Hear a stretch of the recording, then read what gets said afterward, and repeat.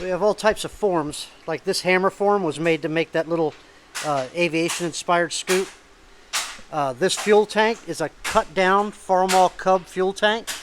And when we went to make a new one, we made a station buck for representing it. And fairly simple construction. We knew the bottom shape, so we created the bottom board, and that became the base.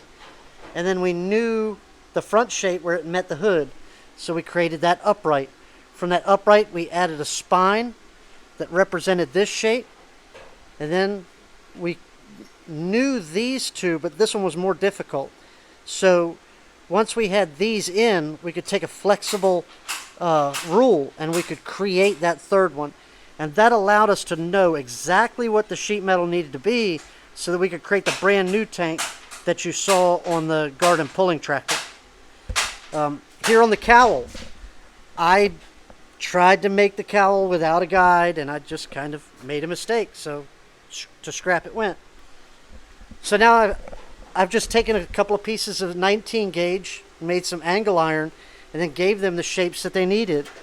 You know, a number 10 sweep in the back, a number 15 here, and all these shapes come together, and now I have a representation, a guide. I can compare my new blank to it and know where I need to shrink and where I need to stretch. This one was completely made with just a sheet metal brake and a shrinker and stretcher. We stretched the outside part of the flange to create an arc this way, and then when we needed to create a concave shape, we shrank it like here. And that way this part curves this way, and then it's stretched on this flange to create an arc this way.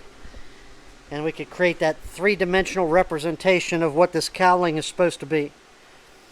And it's a very simple way of doing it compared to a station buck with all the woodworking and everything, or even the wire form. But definitely need a representation to help guide you as you go. And right now, me and my nephew, we're working on the hammer, or the wire form. It's a different type. This one's made out of 3/8 square stock wire, and this will be a representation for the back of the cab. Now this one has some interesting features. We've kind of ground these to where they take the shape of that belt line. That's one of the most important things right now, is getting this belt line right. And you can see here where I've made a wire that represents how this belt line lays in here. I just got it hung up with a set of magnets. That is going to weld between this point and tell me exactly how it sweeps around the corner. And that representation, that knowledge is very important so that we can get that belt line right. And you can see now Jacob is working on getting that next side ready. And I'll show you the fixture we're using to get that shape. So all it is an X, a Y, and a Z change. And right now he's just making a little bit of change, just using those 2 points and a little bit of hammer work. And he'll go and compare it to the truck and bring it back. And just by holding those 2 points and using the hammer, I like to use my hammer a little closer to the peg, but we can make micro adjustments and get the shape one direction at a time. I'll make a little bit of an X adjustment, and then a little bit of a Z adjustment. May need a little bit of a Y, and just bring them around and using those micro adjustments to get it right. It's hard to see, but that wire doesn't fit in there exactly square. The point of that goes actually into the point of where the bead line is, and that's what we want. We want it to sit up in there tight so that when we go to represent it with our new piece of sheet metal, we can get it very accurate.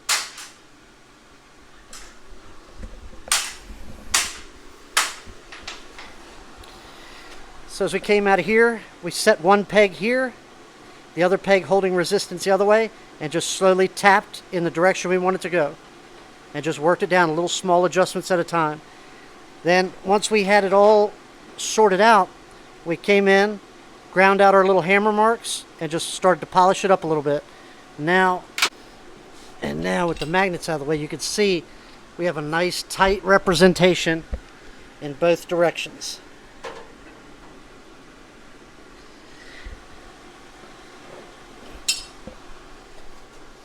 and this will get welded between those two stanchions to create that shape.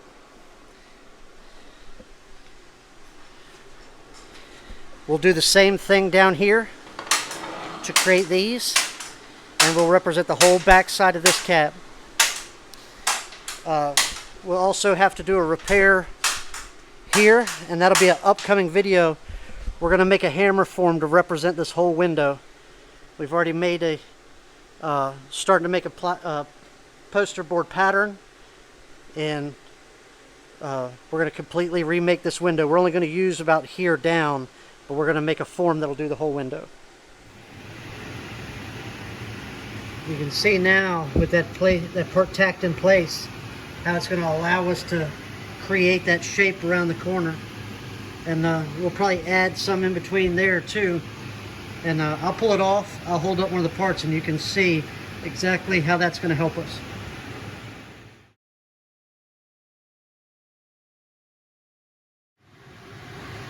So here we had one of the test panels we made a while back, and you could see that I had to put more arc in it. It's pulling away, but as far as the profile goes, profile looks right. And this will allow me to clock this part and get it lined up exactly how the original truck cab was. And that's the important part for a wire form or station buck or anything, is just to let you know that you're getting your parts in the right place with the right form and the right shape. But I'm going to continue on. We're going to continue on. We're going to build the rest of this.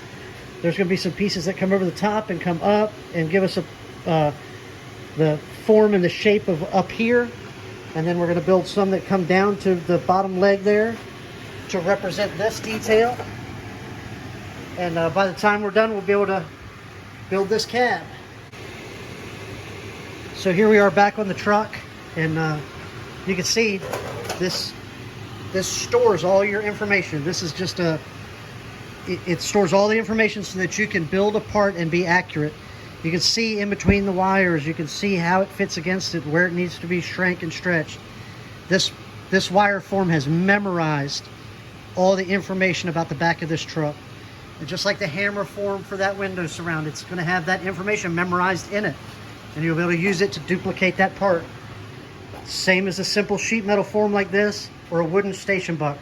They're just ways to store information to help you build more accurately and make less scrap metal. I have made plenty more enough scrap metal, and I am learning more and more that forms and patterns are the key to success. So I hope that helps. Thank you.